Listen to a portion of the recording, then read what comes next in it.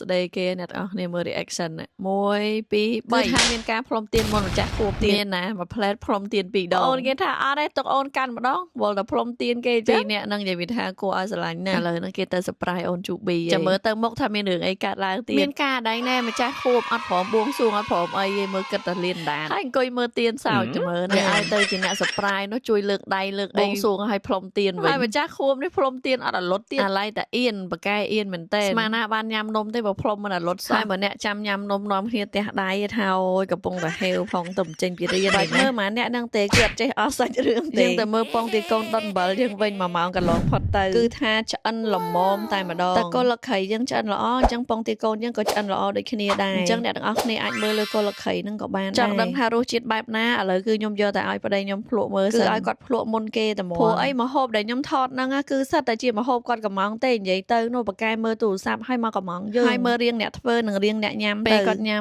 ចាំមើលខ្ញុំសួរគាត់ណាអ្នកទាំងអស់គ្នាអត់ដឹងថាម៉េចតែដឹងរសជាតិខុសពីស្ងោរឥឡូវស្ងោរហើយនឹងយើងដុតអំបិលអញ្ចឹងណាឆ្ងាញ់ទៀតឆ្ងាញ់ទៀតហើយទៅពេលអូនញ៉ាំមានអារម្មណ៍ថាវាឈ្ងុយពងទាជាងណា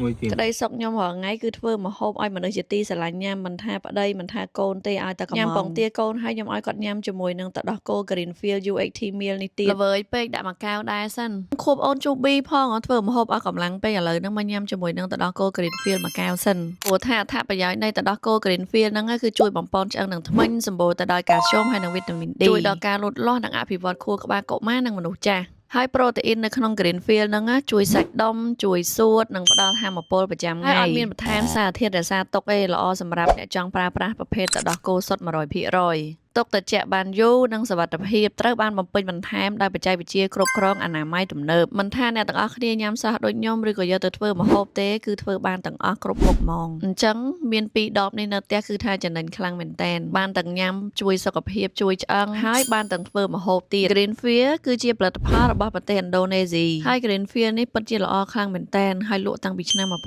1997ហើយមានលក់តាមបណ្ដាប្រទេសដូចជាសិង្ហបុរីប្រុយណេហុងកុងហើយនិងម៉ាល់ឌីវ Greenfield មានកសិដ្ឋានធំជាងគេដែលស្ថិតនៅកោះចាវ៉ាប្រទេសឥណ្ឌូនេស៊ី Greenfield គឺជាអាជីវកម្មផលិតទឹកដោះគោបែបរួមបញ្ចូលធំជាងគេស្ថិតនៅក្នុងតំបន់អាស៊ីអាគ្នេយ៍ដែលគ្មានសារធាតុបន្ថែមធានាលើគុណភាពខ្ពស់បច្ចេកវិទ្យាទំនើបទឹកដោះគោស្រស់សុទ្ធ 100% បងប្អូនអាចទំនាក់ទំនងបោះដុំនឹងរាយមកកាន់ page ក្រុមហ៊ុន Greenfield Cambodia បាន Like page Greenfield Cambodia ដើម្បីទទួលបានព័ត៌មាន